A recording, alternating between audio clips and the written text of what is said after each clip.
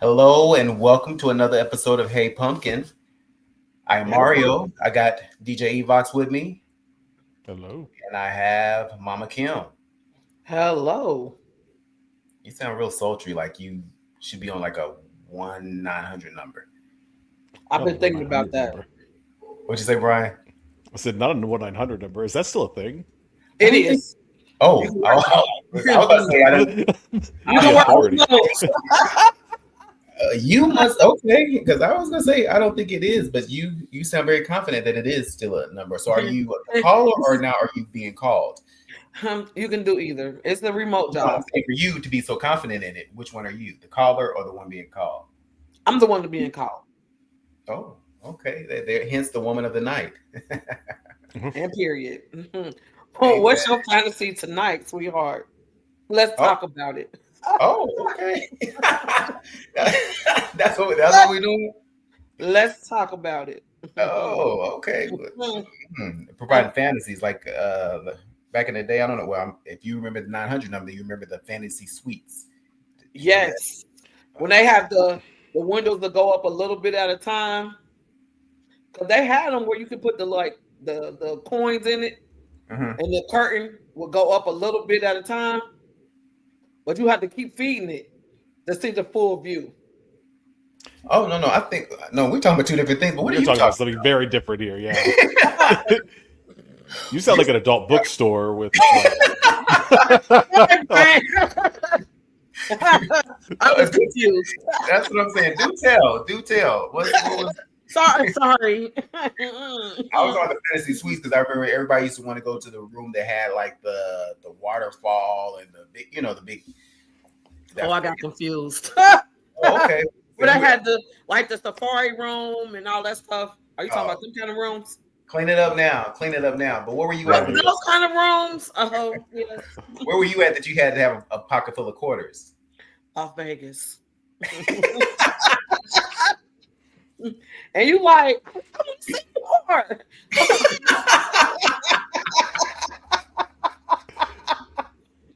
And they give you just the leg, and you like, oh, okay. And then the curtain start going down. You like, oh, Throw some more quarters in there, huh? put some more money in it. It wouldn't take dollars, honey. You had to put the coins in it. I said, wait a minute. You had to Uh, make sure you had enough. It was a tease, honey. It was a tease. There was another place. I Mario. This is before our time, mm. but we used to go to me and a group of our friends. We used to go to Selma, Alabama, and there they would have like it was almost like a huge family reunion, but it was called the Foot Wash. And you would go. They had movies. They had dancers. They would have like U-Hauls with mattresses in it. Baby, when I say it was a good time, it was a good time. Let's backtrack.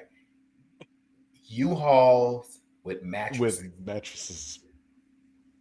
Because you would be in the woods. So you would, In the woods. Okay. Oh, Yeah, that yes, in was the a woods. minor detail. Yeah. Yes, it was in the woods. Does that make it better, Brian? No. Oh, No. that's what the U-Haul was like your mini hotel. Mm. And they had strippers and it was a time was had. That's where my kids was like, oh, where you going foot wash? You know what it is.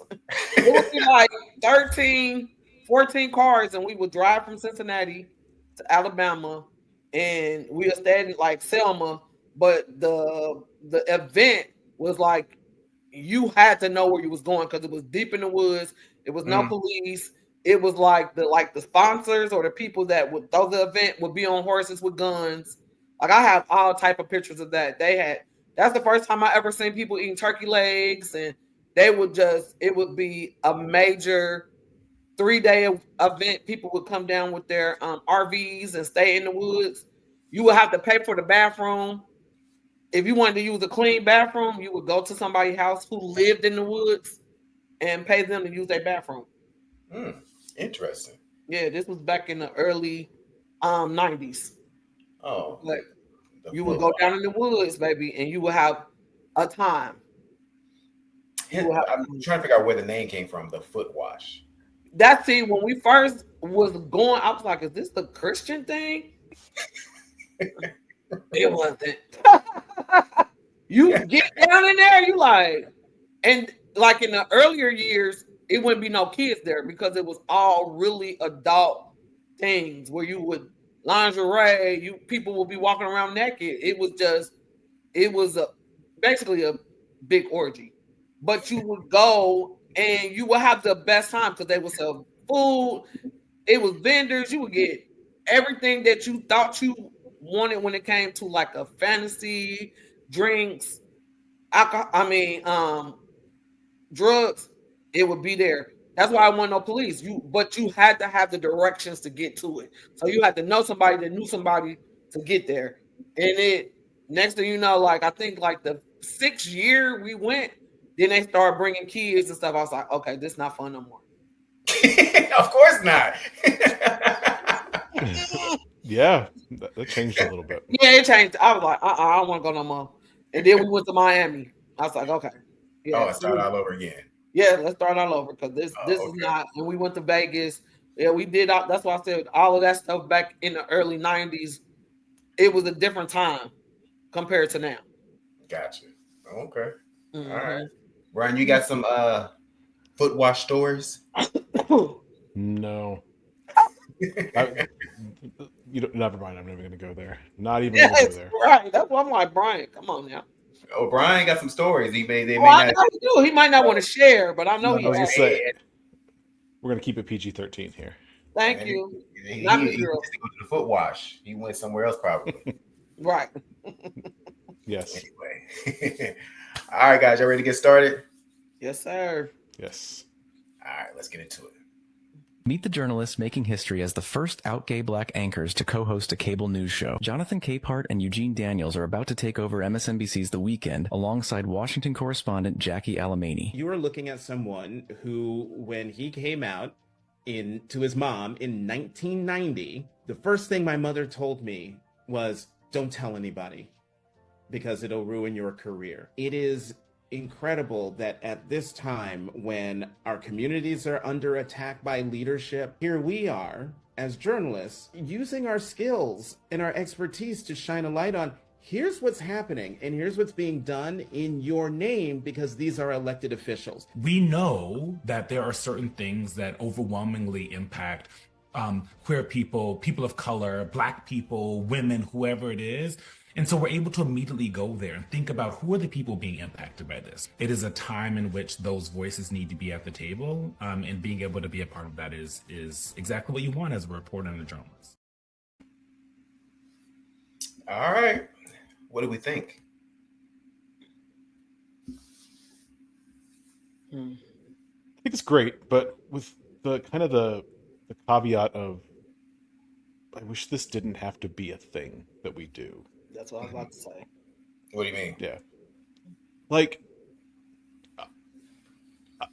I would rather celebrate them as accomplished journalists than celebrate them as gay journalists.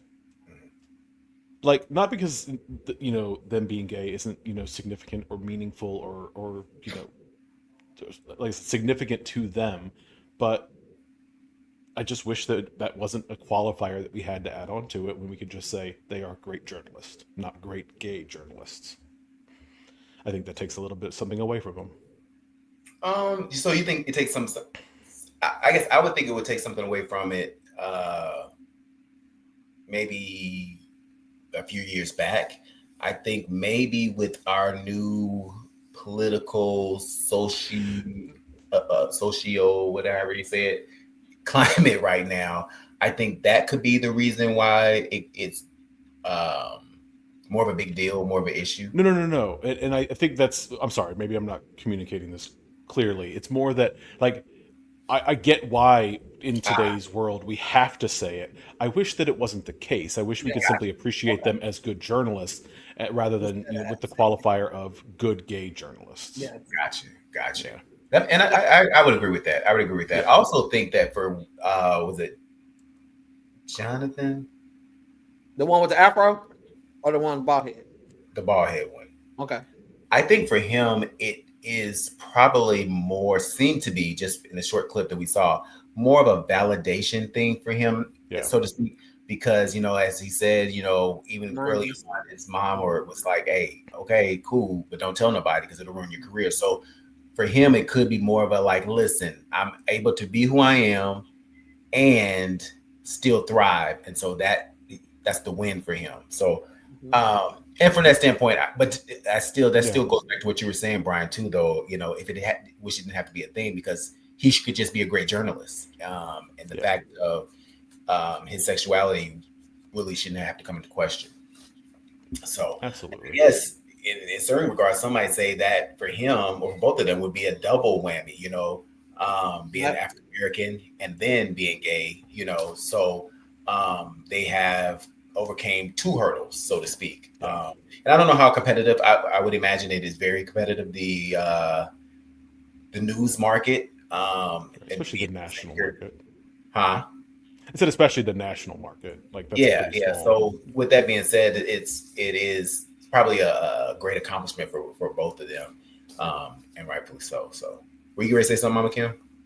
No, I was agreeing with Brian as far as saying, "Hey, okay." I feel like yes, you have to say gay because how many gay journalists is it, and are they free to even say that without having the fear of losing their job?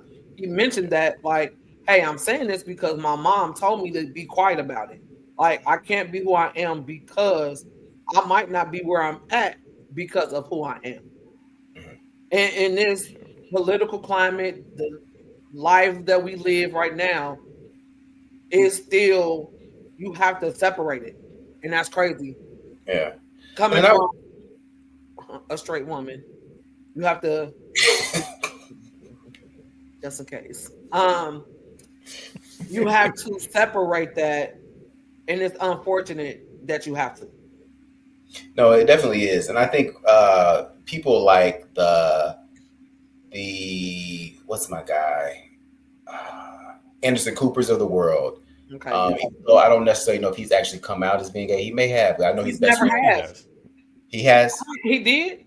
See, I don't know. I've never known him. I've never known him to actually come out and say he's gay. I know he's kind of gay by affiliation, with him being very good friends with Andy Cohen, but I don't know if he's ever come out. I don't know. He has, Brian. I feel like he's talked about at least like a partner or a husband or something publicly. So yeah, because I didn't know he did. But then also, but he's also white.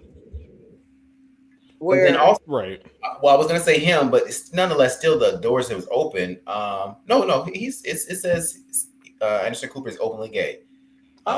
He publicly stated his sexual orientation in 2012. Really? Yeah. So I guess maybe he doesn't lean on it. So that's probably why it's kind of like, okay, he's gay, and move on past him. We're probably more so concerned about what he's saying. But then also you have those like Don Lemon, who's kind of opened the door as well. So they are kind of, he's opened the door, helped to push these doors open, and they're kind of walking through, which is good. Glad to see that. So, but is the difference between black and white? That's it. Absolutely. Definitely that it is. But Don Lemon is black, so he was. His partner is white, though, right? Yeah, but take that out of the equation. Yet he's still black. In this news market, and as we were saying, it's probably very competitive. He's navigated those waters. So like he's, what they say, I've walked so you can run type situation. So I don't know, it might have been others before him. So I don't want to say that he was the pioneer because I'm not that versed on it to say. But I'm just saying, like, just some that have come before these young men to say, hey, it's not uncharted territory. But I got a question. Is it a difference of like a Karamo, who is more like a what's that called? Like a Wendy Williams compared to national news? Yes. Okay. Yes. Maybe because if I can be honest, I think that Karamo, he does that whole Jerry Springer-ish kind of thing. Yeah. So for me, I think that kind of goes along, unfortunately, with the gay culture, so to speak, kind of messiness, this and the third. And these are what they're reporting on. I want to say I don't want to say they're more well respected than he is, or yeah, but I am saying what their content, their platform is a lot different than that of Karamo. Okay. And so I think Well, that like changed. an Ellen, like an Ellen when she came out, you know, she was afraid, but then she had a show and she blew up. But is that a difference? Is that setting different from the national news? Mm, Because would it I have? don't Because know, their actually. questions weren't asked or even thought when they are all public. I mean, Ellen came out. Was she on the Oprah show or did she come out on her show? she came out on her show. If you remember, like she had not her talk show, but she had What's She her a had a TV show? sitcom. Her sitcom, and TV, right? Oprah. I think Oprah played her therapist or something like that, Yeah, and yeah, so yeah, yeah. that's how she came out. And then, but I don't think it was all coming up roses for her initially. It was No. like Yeah. a brief kind of a setback, and then she was able to step Came into her um, show. yeah, everything that she Okay. had. Okay. And then you have to remember you had Rosie O'Donnell and stuff like that. So I in my mind feel like the platform does play a part because um, you want to be in these spaces. You want to be recognized or be respected for what you're saying, um, Who you and you are. want your opinions and your outlook to be respected Right. on these national Right. news platforms and stuff like. So Right. I think that's what changes the game a bit. So let's see. All I right. want to go back just very briefly to Oh, talk go ahead. about your point about like validation, and this is not to like turn this about myself, but when I watched that clip the first time when he was talking about his mother saying, "Don't tell anyone, this will hurt your career," it reminded me of a situation that I encountered when I was younger as well. I think I want to say I was 18 at the time, maybe 19. Um, and I had a situation where my car was vandalized by a Walmart oil change technician. Um, Somebody painted in yellow paint the F slur for gay people on the bottom of my car. And uh, long story short, I found out about it, went back, a few people got fired about it, and I wanted to make a big deal out of it. And I remember that was my parents' primary thing. They were like, please don't make a big deal out of this. Don't go to the news. Don't get a lawyer. Don't do anything. And like I was young enough, granted, I was an adult, but I was young enough at that point that I didn't really know how to navigate um, those aspects of the world. And so I just sat on it. But it was, they were so afraid, they were embarrassed that people would find out, that the world would, or the larger world would know that I was gay versus just the people in our local community. And like having that validation, I'm imagining, especially on a national stage and where you're being celebrated for who you are, is kind of amazing. Yeah, yeah. Yeah, Now that you say that though, Brian, would you change your response? absolutely. Yeah, You would. yeah. What would you have done differently? I I don't know entirely, but I definitely would have taken it a lot more serious. Don't get me wrong, I took it pretty seriously, um, but I would have asked for more from that situation than I did. I just kind of let it die once, I did make sure that people were punished for it, but um, there was not a lot of not a lot put towards making myself whole, and I think that I would have aimed to change that. Gotcha, gotcha.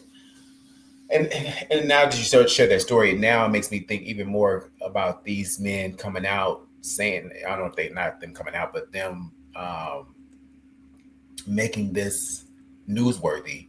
Oh yeah. Kind of the political climate we live in kind of leaves them open for that type of Yeah, Criticism. yeah, Mhm. yeah, yeah, discrimination and stuff. So, yeah, so yeah. Now, I guess the more we talk through this, the more I see it. Because initially, I was on the fence, like, is this really a big deal? But the more we talk through this, I'm really able to see that this really is a bigger deal than I originally yeah. thought because everything is going around it, and so all the extra noise in society right now is causing this to be more of a uh, win and more newsworthy than I initially thought. So cool. Yep. Cool. All right, guys. So switching gears a little bit, I want to ask you guys a few questions. Okay. The first being, would you rather be respected or would you rather be liked?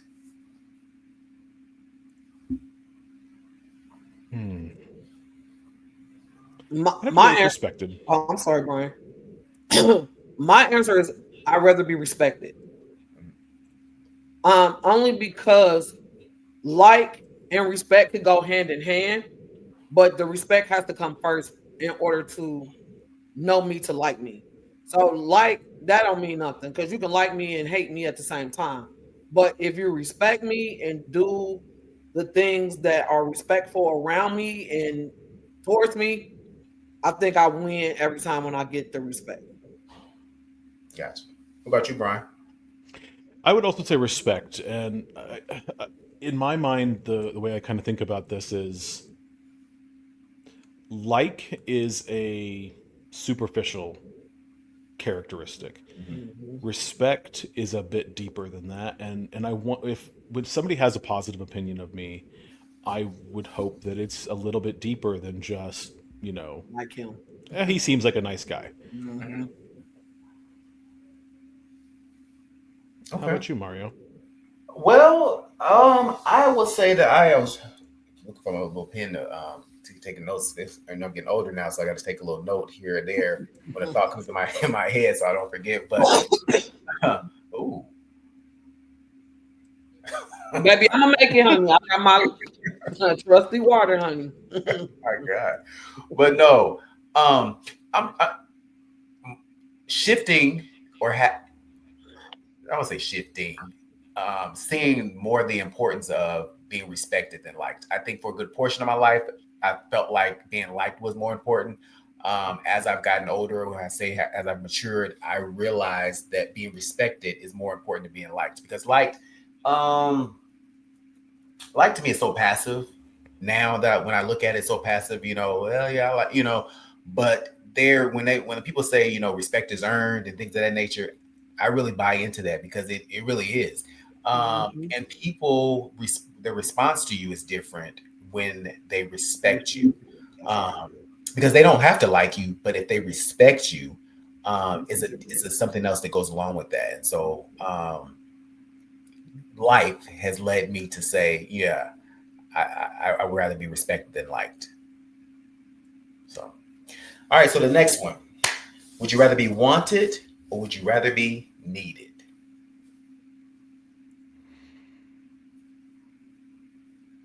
And while you guys marinate on that, I'll go first. So, because this one I've always had an opinion of or a definitive answer for. I would much rather be wanted than needed.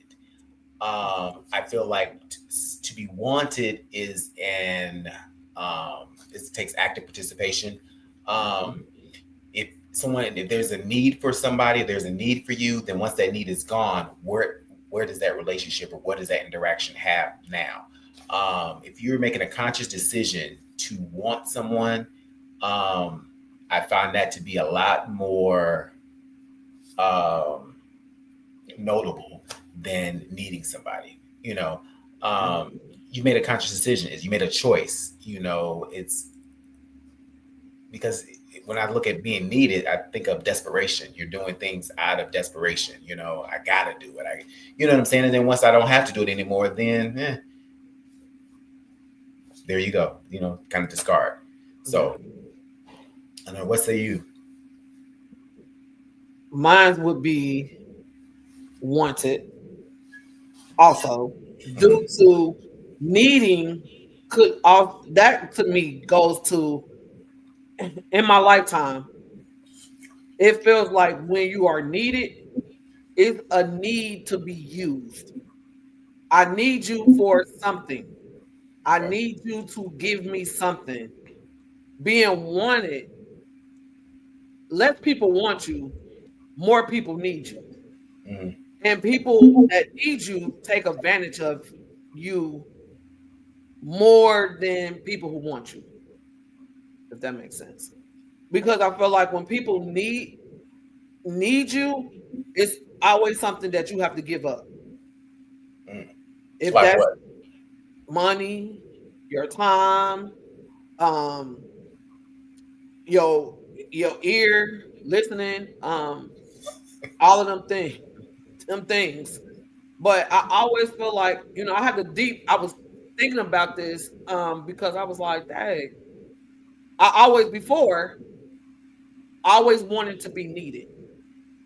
Then after the years had went on and I finally had found my peace, I didn't want to be needed anymore. I felt like I gave enough of my needing. Mm. So needing it seems like it's a word that is thrown around a lot, but it's not a good word. Not in my life. Gotcha. I've been in that needing in of me giving all the time, and it's like, no, I don't want to be needed no more. Live your life without needing me. Be with me and be around me because you want to be around me and want to be in my company and want to talk to me. That need, I feel like I give up a lot when I'm needed. Gotcha. You feel like you give a lot of self up when you need it? Yes, yes. And that's the part that over the years you have to learn not to be that. I'm not gonna say vulnerable, but be gullible. I think because it becomes you become gullible, you become not inconsistent, but you become naive because you equate need to love, Oh, right? okay. Absolutely. And I had to learn over the years that's not to be loved or be wanted kind of go hand in hand. Needed is somebody could use you. But you in your mind sometimes put that need as, oh, they need me so they want me. It's not the same. And it's actually not the same feeling. Right. When you want it, you get butterflies, you get tingling feelings. When you need it, it becomes honestly, it For becomes an sure. anxiety thing for me. Mm. Okay. Okay. What about you, Brian? Uh, I will say I generally agree with both of you. The one thing I will add to this, though, is that I think and this goes back to what Kim was saying about what needing actually means. Mhm. And I do think that there are aspects of needing people, certain people in your life, that is not a negative. It's not a drain on you. Like after, Marcus and I have been together 16 and a half years, and I say this with we just had a very minor argument with one another before I came in here to do this. But I will still acknowledge that there are aspects of Marcus that I absolutely do need in my life, because I don't see a day to day that doesn't have him in it, even when he drives me fucking crazy. Um, and that's a need, and I would say that there's probably aspects about me that he feels the same way. But then there are a lot of needs that I used to be a what's I'm trying to think of what the word is. I used to be attracted to people that I felt needed fixing, and like Oh yes, come on. and it that developed a sense of or a feeling of need that for a time I found very appealing, but grew, like you, Kim, to realize that this is actually not healthy. This is not Yes, actually, it's not a positive. It is yes. a negative. And so as a whole, I would say I would rather be wanted Mm-hmm. than needed, but there are definitely aspects of being needed that are positive. So, help me understand what aspects of being needed would you say are positive? Because I guess when you were talking about you and Marcus, I'm thinking there's still that conscious decision of or choice being made when you may call it a need, and in my mind, it's still I want. want. Yeah. Mm-hmm. No. And I guess let me put it this way: when you want it so much that it becomes a need, is kind of how I'm thinking about Gotcha. that. So it maybe want is the better way to describe that, but I would say that there are certainly aspects of it that feel like a need. Gotcha. So, Gotcha. yeah. I got you. That makes sense. I think, I guess for me, I think maybe just the want of it all is a bit more genuine.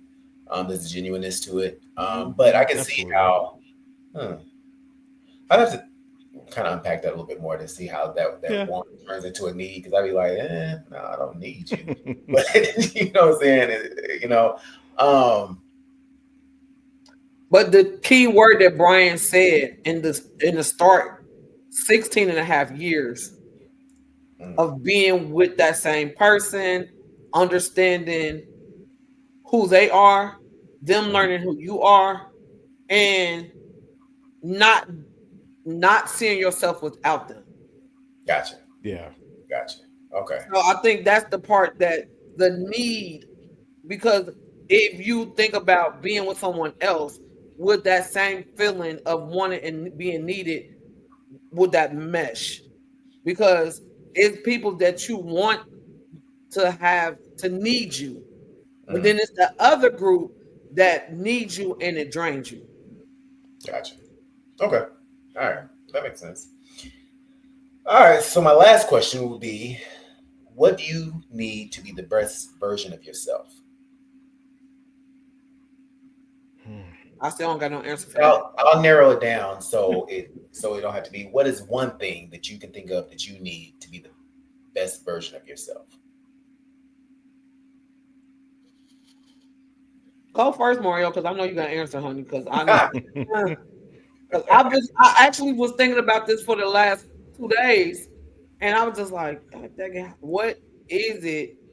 But let me hear your story because I want to So, know. for me, what do I need to be the best version of myself? And it took some thought because I some of the things I thought about, I was like, what I've come up with is I need a safe space to be the best version of myself.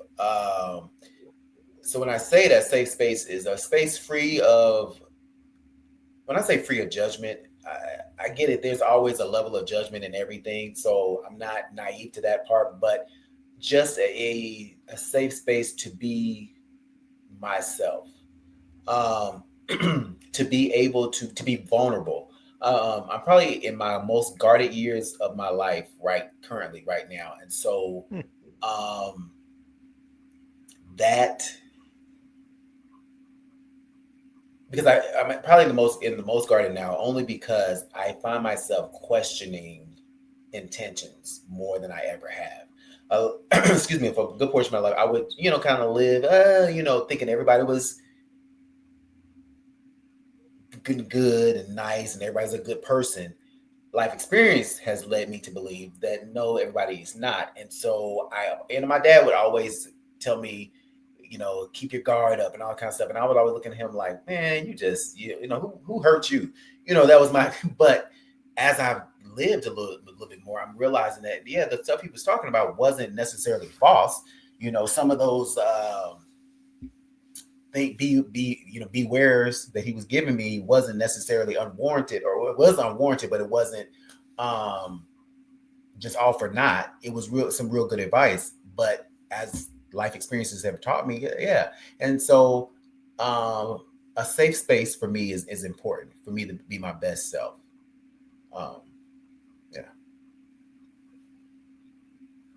So so now that helps me really understand it because I always in my mind, and I got this tattoo, and I talk about this before, but I got this tattoo many moons ago, and it was about taking me as I am, Mhm. and that's all of my emotions. That's my unpredictable things that I have about me sometimes, but taking me as I am. Predictable, unpredictable. Um, but taking me as I am because as I unpack it, and I tell people this because the person that I am now, as a teen parent, as a wife, as a baby mama, as all these things, I did not gain my voice until I was 26. Mhm. And by this time, I've been married, baby mama, 3 children, and my first real job. Mhm. Like always like, hey, hi. And that was that I want you to like me part of my life. I got over that. But I had to, I got my voice and it was take me as I am. Take me as I am or nothing at all. Mary J. Blige, yes. And it kind of helped me now a lot.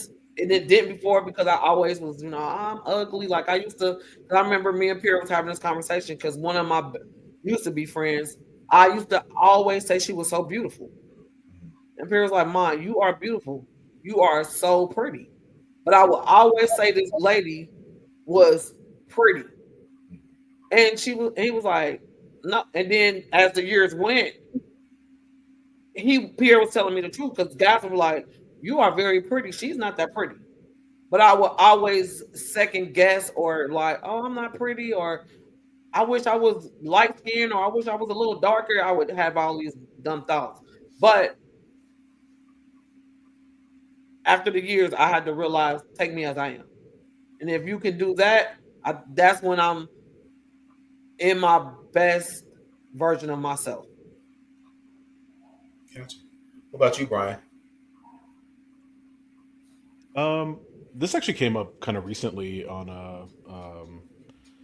a discussion about my kind of keeping my distance from a lot of my family right now.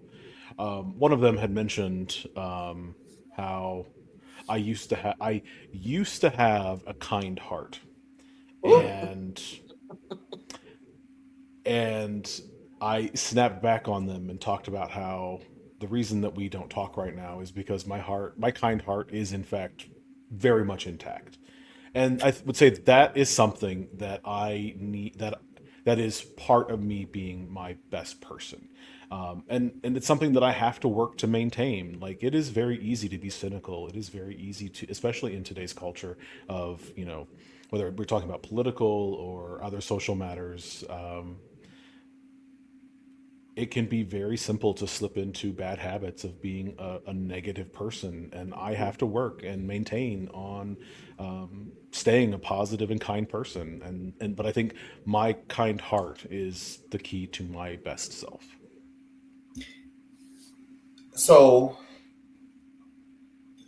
your kind heart, how, I guess, what work do you have to do to stay kind or to keep that kind heart? Because to your point, like with everything going on in the world and people in the world, it's so easy to make that shift to say, you know what, this ain't working. So, like, how do you keep that? How do you stand steadfast in that? Mhm. So when I think of that, I'm thinking more of, I think we all have a tendency to, when times are tough, to focus our energy on protecting ourselves. And when I say I need to work on it and make sure, or to maintain it, I'm like caring about other people, worrying about those around me, and things of that nature um, that don't necessarily come innately to all of us, especially when times are difficult. We have it, if we go into a protecting ourselves kind of mindset, it can be easy to slip away from caring about those around us. That makes sense. That makes sense. Mhm. Um, Kim, I want to circle back on one thing for you because you made the point of saying that you gained your voice at 26. Yes. Um, so I get it that you gained your voice, you realized you had a voice, but when did you actually start using your voice? Because At I 20, think, eh, at literally, when I think back, right, I say 26 only because um I went to a job and I was working this job and I was always, like I said, wanted to be like, they leave a mess, I clean it up, and I kept doing it, and I kept doing it, and I kept doing it. And it got to the point of, if I didn't speak up for myself, who would? mm, I guess that's what I mean by gaining my voice. Because who's gonna protect me through all these things if it wouldn't be for me? If it right, wasn't me, who's gonna stand up for me? Right? Who's gonna come and say, don't do that to her? Why are you doing that to her? Why are you mistreating her? Why are you and that was through relationships and all these things. Mhm. Who is gonna speak up for me? And I think that's what I mean when I say I gained my voice because I never had that feeling of being protected. Mm. In that So 26, I had to finally say, you know what, I had to stand up. So a lot of times it would get pushed back in the back sometimes. And then guess I would get tired of it. And then I'd be like, oh, hold on. Mm-mm, enough. yeah, I got you. Okay, that makes sense. So do you feel like you're currently living in that best version of yourself? Brian, it sounds like you are. I'd say more or less. Huh? I'd say more or less, yes. Okay. That's what I'm gonna say, more or less. I 7 years ago, if you would have asked me that, yes. 51, yes. 52, yes. 53, yes. 54, fuck no. And from 54 down, um, or up. So going back to getting that finding my peace. You know, Mario, I told you this. When I moved to Georgia, that's when I finally found peace. Mhm. I had peace from the noise. I didn't have to take care of nobody. That was the first time that I was able to really focus on me and what I wanted instead of what everybody else wanted. Mhm. Now, I know I slipped back into that need instead of what do I want. Mhm. So at 50, that's when I started was like, wait a minute, I don't eat beef. Why am I cooking it? Right? If you are my partner or whoever you are in my life, why am I cooking beef and you know I don't eat it? It makes me deathly sick. Why am I cooking this? Why am I pleasing you and not pleasing myself? Mhm. So that goes back into that voice, and sometimes it's muffled because sometimes I don't use it as often as I should. And I struggle with that even to this day. That's fair. That's fair. So, keeping that mindset, we'll get into this next little clip and then go from there. I've had to cut people out of my life. It's okay. You weigh me down. You know, I can't carry your load and mine. Family members even. Yeah. Sorry. I just couldn't do it anymore because it wasn't servicing me and I wasn't feeling fulfilled.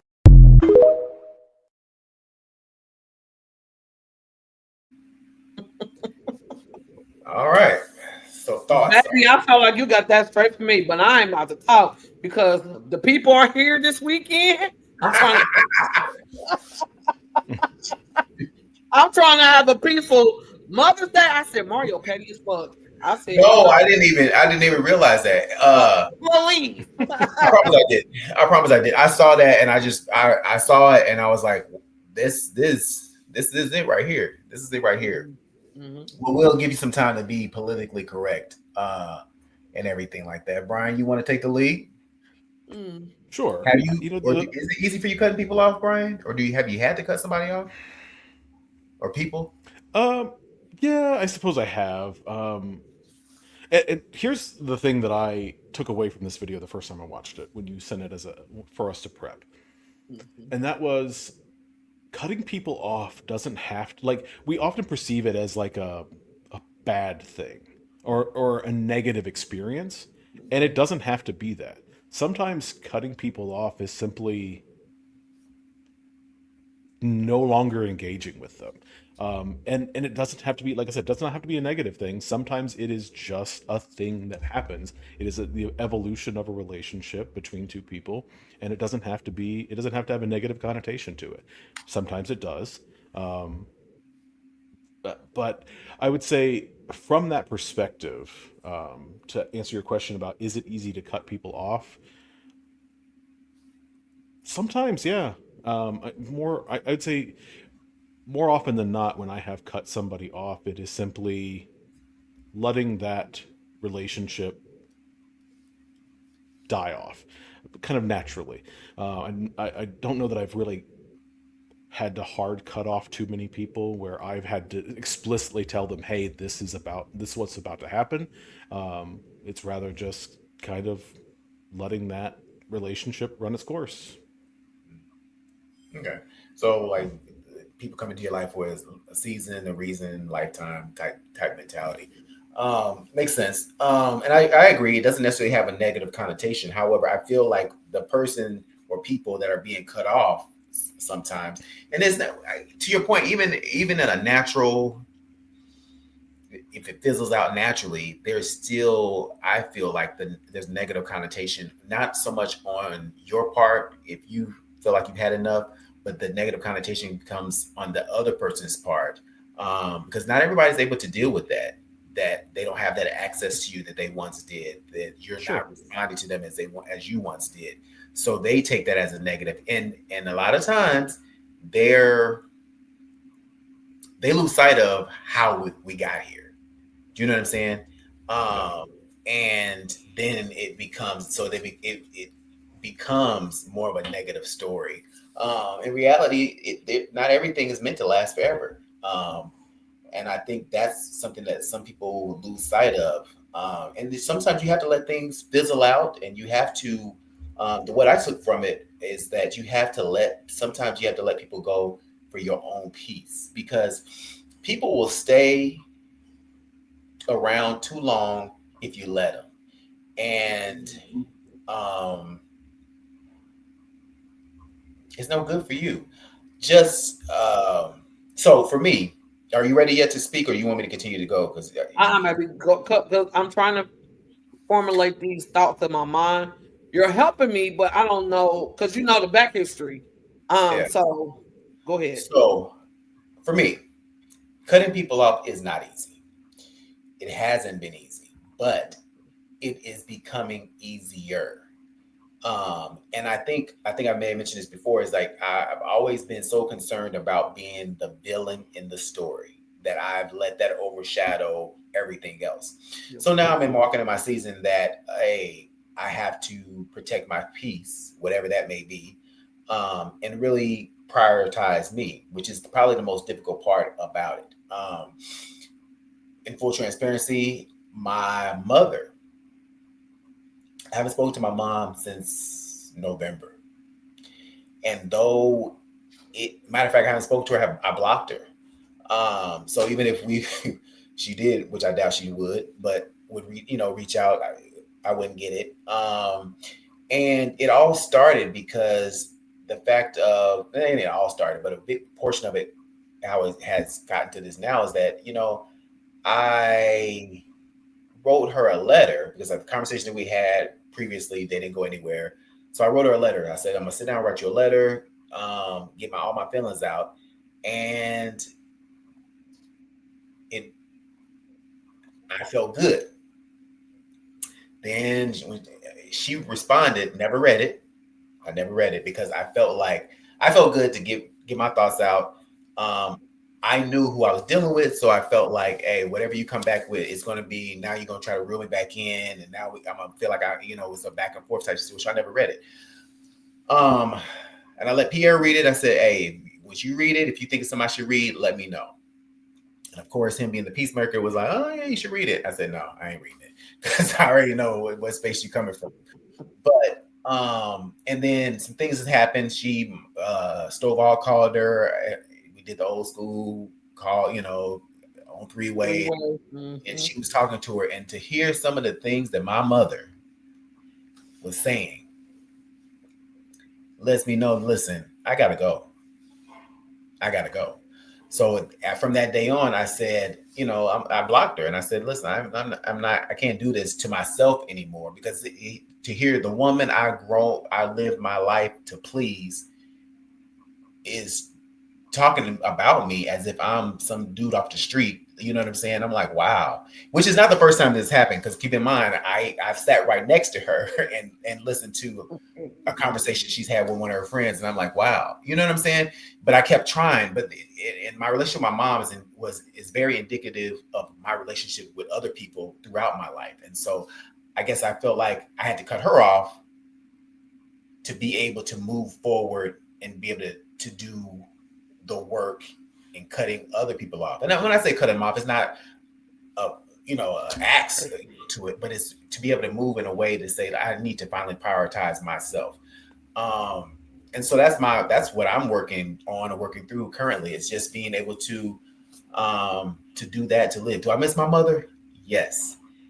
I think, well, what if I, she really wants to talk to me. She got other avenues. She can call me or get in contact with me. So I let that be also play that in my mind too. And I'm like, because I know how much I would do to get through to somebody that I felt like I really loved. Like I would take other avenues to say, well, I'm not getting them on the phone, maybe I'll email, or maybe I'll get to them through Pierre, or you know what I'm saying, or maybe through my cousins and stuff like that. And but based off what she was saying in that conversation, I said, you know what, she's not going to do anything more. And because my mother had grown so used to me, no matter how wrong she could be in a situation, she's gotten grown used to me being the one to say, you know what, let me smooth this over and make it right.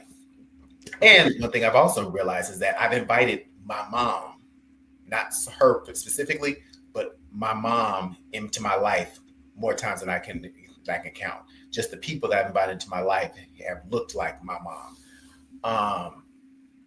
And even more recently, I'm having to make the tough decision.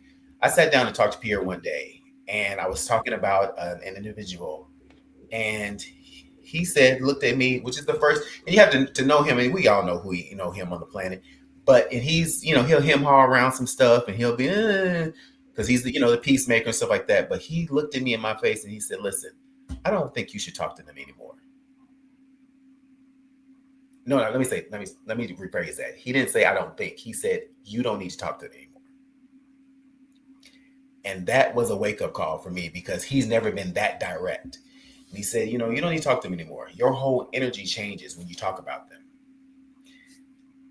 Might I add that, so when I saw this person a few weeks later, it was confirmation, because they pulled some old shenanigans, and I didn't respond how I normally would have, or how I would have a couple years back. And so that was confirmation for me to say, you know what, hey, I'm gonna let this dwindle and fizzle, and I'm comfortable. If I am the villain, I'm comfortable in that, because I know the real story. And I think that's been my biggest hurdle, is being able to say, listen, I'm okay. The way you tell your story, I'm okay, because I know the role that I played. So, and even with my mom, that's been a hard part, like, because she's told some stories, like she's painted a picture of me that you would, I guess if you knew the dynamic of me and my mom's relationship growing up, like the picture that she paints of me now currently, you would be like, wow, this is interesting. This is very interesting. So I don't know. Baby, you over here. This is my emotional stuff, because I really feel pain when I hear you talk like this. It's painful. Mm-hmm. And I think it's painful because how much I love you, right? I love you even if you make me mad. I love you when you make me happy. I love you when you give me feedback. You ain't gonna let that go. That was your words.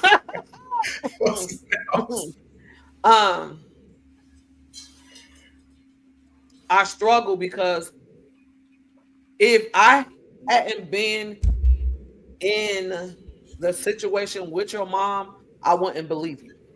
Mm-hmm.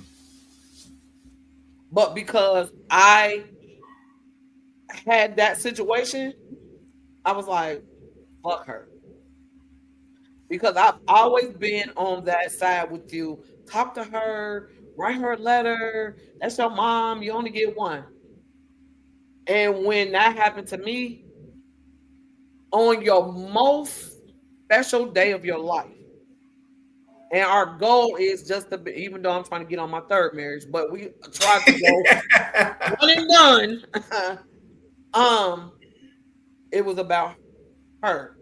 even though sometimes you guys say it's all about me, but that day I would have never made it about me. Even if, well, I kind of did because I was drunk, but I still drank a little wine. But not on that physical day. That was before the day. Yeah, before the day, Yeah. you were a drunken mess. Yeah, exactly.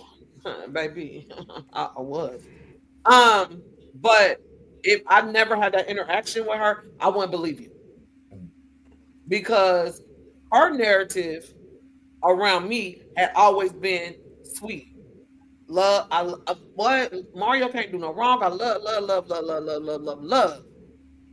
And then that day, I was like, "Oh, this is not the same person."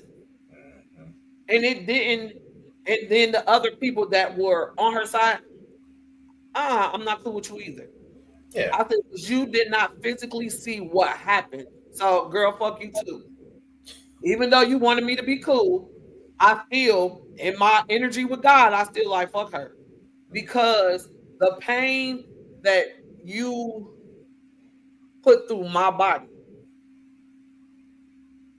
due to that action will never go away from me because that's how I know I love you through thick and thin because I've never really took on somebody else's pain like that. Because I'm like, oh, that's your pain. Fuck that. Go, you deal with that. But literally, I was in the pain with you that, and I was like, that's somebody who love you? Yeah.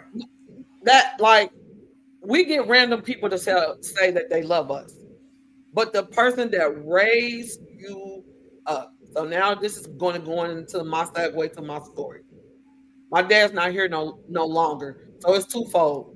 So of course, I only have one sister. I love her to death. But at one point in my life, she was toxic. Very toxic. I gave her 3 chances. Three different things happened to lead up to not talking to her for 10 years. And during that 10 years, I was at peace. I didn't have a worry. I didn't have to feel anxious. I didn't have to feel no kind of pain in my heart about seeing, hearing her voice, any of that. And then when we started talking again, first thing she said, I don't even know why you was mad. So I had all of the pain. They never do. Yes. Right. And I was like, are you fucking serious? Like it kind of triggered me back. I was like, wait a minute. I said, nope, we hear from my mama. Her husband had passed. I'm gonna let that shit go. But years later, she triggered that emotion back in me. And I was like, you know what? This time I'm going to tell you so you don't forget.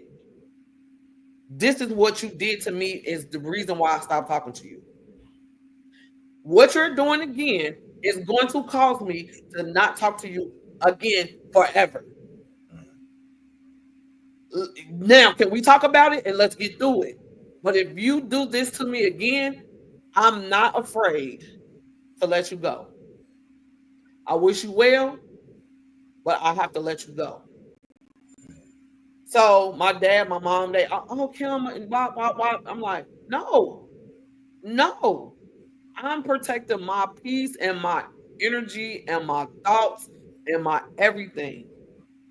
Y'all, I don't know if anybody has ever been left somewhere and don't know how they're going to get where they need to get by your sibling. I remember it like yesterday because it was on my birthday. So it's a trigger. I'm like, you talking about you going to leave me somewhere? I got to walk home. I got to figure it out. Bitch, please. So my dad, I love him to death. But one day he decided to get on his high horse and write me a letter, a 2-page letter. And I still have this letter to this day that told me that I need to make better choices in men. I keep going with boys. Wooty-woot, like this long letter of me being a disappointment. I didn't talk to my dad for weeks. My dad called me. He said, "Are you upset with me?" I said, "Yes." But what I did not want to do is cuss you the fuck out in the response to your letter. I said, let's talk about my men choices. Me as a woman, you crave a man like your father. But when you don't have that in your life, you choose random motherfuckers just for love. I said, you was never in my life, so here you judging, and you never taught me what a man should be, do, or care for me because you chose to take another way and go on with your life without me. And I think that was the pivot for me and my dad to be in a relationship as a want instead of a need. Because I think I held over his head that he was not a provider. He didn't do shit for me. He did. Maybe I was calling him every other month. Daddy, I need money. Daddy, can I get? And from his guilt, he would do things for me because of his guilt. But to cut people off. So going back to that is draining. Is draining to cut them off or draining to keep them around? Draining to cut them off because the thing that how my parents tried to put in my head about my sister, well, what if she died? Fuck her. That's how I felt. But then in the room when you're by yourself, you're like, damn, what happens if she do pass away and I ain't talk to her? Yeah, I mean, and I see that. I see that because I get asked that question also. Like, what would something happen to your mom? And I think I've stayed in those spaces with her for so long because that thought of, well, what if something happens to my mom? And how would you be? And I know now, Mario, the other part of that is, so what I would always say that thought clouded my mind for so long. Well, what if something happens to her? But now I look at it from a different perspective and I say, well, listen, what if something happens to me? There you go. That's why I said the 2025 Mario is different, right? Because you're trying to put yourself first instead of putting everybody else first. Yeah, because so I like she's comfortable not talking to me, not calling me, not communicating with me, not whatever it is. So if something should happen to me, and then she'll be the main one. And said, and I told, I said, Peter, don't let her let her say shit in my shit. You know what I'm saying? She's gonna take that mic. She's gonna be up on that mic. Because at the end of the day, if you're not gonna be there to tell the truth about what it really is, I never thought in a million years I would go. My father literally lives 5 minutes from her. Ooh.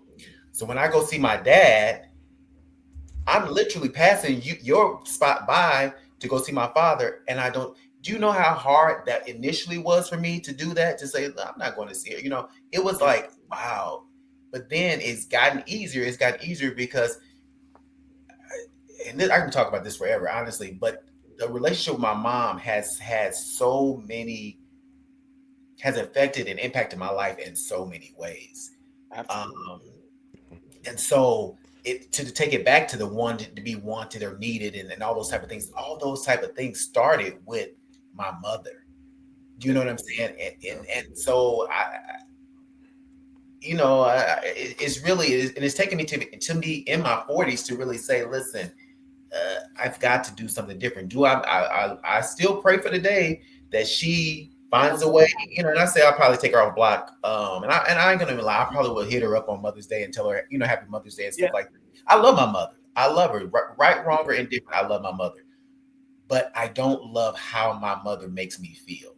Absolutely. And this season, and the story, like when my dad died, they wanted me to get up there. They gave me that mic.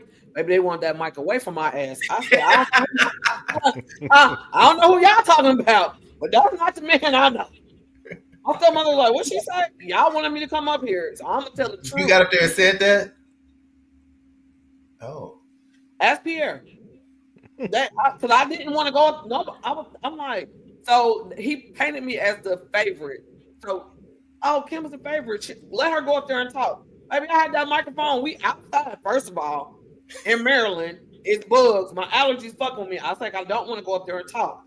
Two things that I asked for. I don't want to see him dead. I don't want to go up there and talk. Both things they made me do. See his ass dead and go up there and talk. So y'all want me to go up there and talk? Copy. Hey, I don't know who y'all talking about because everybody had all these accolades and he was such a wonderful man. I said, baby, no, he was not. I've seen him beat on my stepmother. He used to beat us. He was nasty and mean a lot of times. But don't take it away. I love him. But they was like, oh no, They probably like, get her down, get her down. They were. I said, thank God I had a hotel to escape to, because my sister was staying with him, and she said, "Girl, I heard." She said she got the backlash because I was in there. I was going because as you feel Mario, and you just like the hope is that she does not pass before you can say, "I love you," but I can't be around you because the energy that she provides, it fucks you up every time. And sometimes I feel like that I'm the punching bag of the fuckery. And then what I've learned, I do need to listen to you. Because I'm be quick with your ass. Like, what you say? You said what? And I said, you know what? Let me stop doing that to you because you have to be heard in moments when you haven't been heard. So I had to learn that and I marinated and processed this. And I have to know, I know that now. I still might give you a little pushback. Yeah. But a lot of pushback. What are you gonna say, Brian? I was just gonna say, kind of derailing a little bit here, but what if she dies is a tool used by toxic people. Oh yeah. To justify toxic behavior. That's true. And I will say that it is a valid question. However, this goes towards the bigger picture, and that is when you've done the work to know that cutting someone off is the right move for them, if the worst case scenario happens, whether that is death or something else, just where they are no longer in your life, you will survive because you will be able to process it from the perspective of this is what you had to do to maintain yourself. That's right. That's true. And I agree with that. And again, I struggle. I struggle with the cutting off thing because I think it's so final. Yeah. You know, Pierre is a cutoff. He's a cutoff king. Like he will listen, cut you off, and move on and sleep like never existed. I don't know where that came from, dude. What did you do? It didn't come from me. Because he is the cutoff king. He will listen and never just talk to you again. And I think for me, cutoff doesn't sound so final and definite. I think the meaning of it for me is more so just navigating in a different way. Yes. To your point, Brian, when you said earlier about just letting things like naturally fizzle out, that's kind of what I look at it. Then it's not putting all that energy and all that effort into it like you once would. But I have to ask then, when you let things naturally fizzle out and you're not putting that same energy, how do the others receive that? I would say more often than not, it's a situation where the reasoning may be different, but I'll say that oftentimes I think that they were maybe in a similar position that I was. Maybe it might have been a more active decision for me, but it may have simply been that I was making the decision to cut them off because we were interacting less than we were, or it was already on that slope towards that endpoint. And one final thing I wanted to add, as you guys were talking, and this is just kind of where my head was going with this whole process, is that sometimes cutting off can be, we have to be discerning to determine whether or not we need to use a scalpel or if we need to use an axe.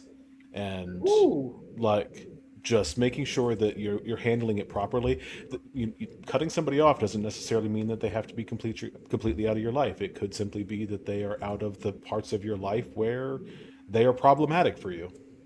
Mm-hmm. and that is true. And so I guess my follow up to that would be: do you owe them that explanation to say things are shifting because of what?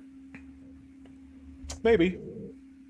I think it give you peace though when you are able to articulate the reason why, because sometimes people do need to know the why. I've had Yeah. friends that I've been Well, I was friends with. I mean, we still have them yearly. Happy birthday! Happy birthday! Somebody passed that we went to school with. Hey, such and such passed. Hey, my dad passed, or hey, my mom sick. Them kind of casual conversations, but initially it was, I moved away and I was like the glue. And it was like, and I didn't know how it affected everybody else because at that point I didn't care, That's good. and I needed to. And it's weird how I can have that with some people, but don't have it with the right people.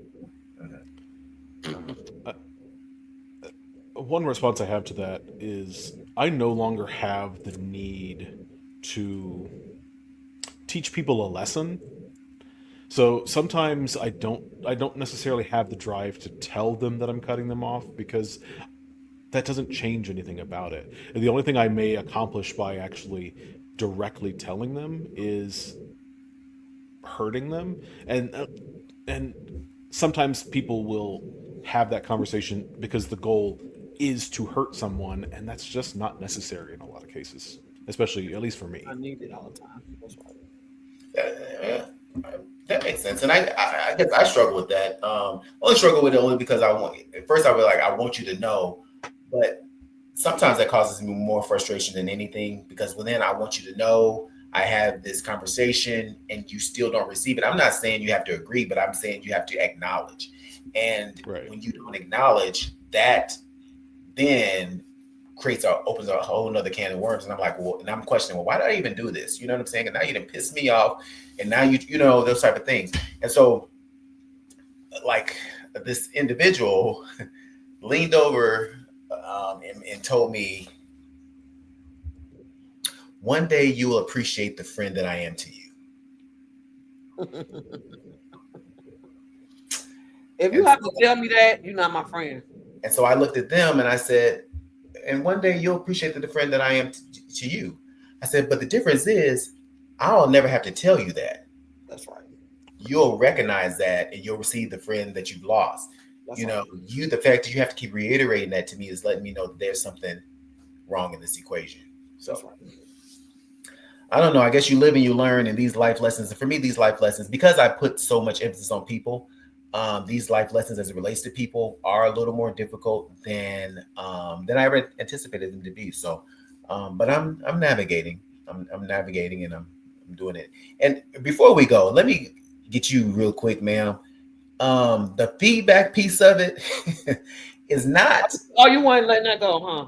Okay. No, because it's not coming from a place that I need to be heard. I think that for you and I both, right, that there is a level of sensitivity of just in us, period, just who we are. We're kind of, are sensitive people. So with that being said, that oftentimes prevents us from accepting feedback because we automatically take it as somebody's coming for us, they're getting us together, they speaking negatively, and that's not always the case. It's just a way. So we have to shift it because I know for me, I would always have a rebuttal. But I feel like I take feedback a little bit better than I used to because I do. Nonetheless, I'm not worried about what you say. I do. But I realize, listen, listening to what someone's saying to me, and really applying it to my life to make a change for the better. And that's what I had to look at. Because before somebody would say something to me and I'm like, no, I've made it my passion, my life goal to prove you wrong or battle with you. You say this to me, now, oh no, you saying this to me, I'm gonna say this to you. But it's not about that. It's really about taking that. That's what it's called. Feedback is a gift. So you take the feedback and you apply it and sometimes the people want you to do it immediately, but you do it when when it feels comfortable. But feedback really is a gift, and it's a way for you to improve and to become a better person. And when we shift our mindset to receive it in that way, it's a better thing. It's a good thing. No, and absolutely, and that's why I said it, and it was not a dig or in my arsenal. It was just that that reflection that we have after the fact, right? We're like, what? Okay. And so that wasn't a shot or a pettiness. It was just like you sit back and you have these conversations, and I talked to Pierre, I talked to Monet, because I was like, how did this end up? But from their perspective, from my perspective, and we all end up agreeing not to agree, but see, Ryan, and I'm sure she was the one that didn't agree, but it's okay. No, we all was in the mix, and I was like, you know what? But I think what we did get from our conversation, we have to communicate better, and that's where I feel like it broke, because our communication in the moment through that weekend, and even before that weekend, we did not have great communication, and I think that's what breaks down any relationship. If we do not communicate what we want from that person or from that event. How many times have you been somewhere and they said it's going to be this, and you get there, it's going to be, and it end up being that? You're like, what the fuck? But if they would have communicated, your mind would have probably been more at ease. So what I'm learning, because I tell you this all the time, I'm a person that's willing to learn. My way is not always the right way. How do you heard that, Brian? I'm a witness. Oh, Brian, I see you on his side. No sides. I'm a big proponent of when people tell you who they are. Yes. You believe them. No. Yes. I'm listening. But no, just having that communication. And I think just throughout the year, these last couple years since 23 to now, just being able to take the feedback, listen, learn from it, and just have better and open communication. And I think, like when you talk about your mom, that communication piece is one-sided. And that's the part, because you have learned, and I have seen your growth, because multiple times it has been one-sided from you, and that's where you got it from. You have now opened yourself up to receive feedback, to listen. If it's bad or good, you're more self-critical now, right? You're listening, you're trying to, and we talk about this all the time, but we are now trying to put these moments into action. I ain't gonna keep saying feedback because I feel like I'm at work. But that's where I got it from. Oh, I know where you got it from, fucker. But that's where I think that we are still able to grow, because we both able to reach out to each other. And that was I was trying to say about the point with my dad. When he wrote that letter, he cared how I felt because he called me. Right. He was like, I'm pretty sure you're upset. Yeah, because I really wanted to call and cuss you out, but I respect you as my father. So now that you called, let me tell you how I feel. And we was able to have a wanted relationship instead of a need relationship. There you have it. Way to rope it all in together. Look at you. Yeah, because at the end of the day, we're all works in progress each and every day. Just trying to be the best versions of ourselves. And so, yes, that's what we're never gonna stop growing. That is very true. So, all right, guys, great conversation. I really appreciate that. Thank you for joining me this evening. And Brian, get some sleep, boo. Sorry. What? I said get some sleep, boo, because it's almost 11 o'clock. Oh, it's early. Oh, he might be a night owl. Oh, not me. He might be. Excuse me. He might be going to one of those foot wash. Right. Right. Absolutely. Not on a school night. Oh, not on a school night. Oh, okay. Yeah. It's Friday tomorrow, baby. All right, guys. Well, you have a great evening. Y'all too. You too. All right. Good night. Oh, shoot. Bye.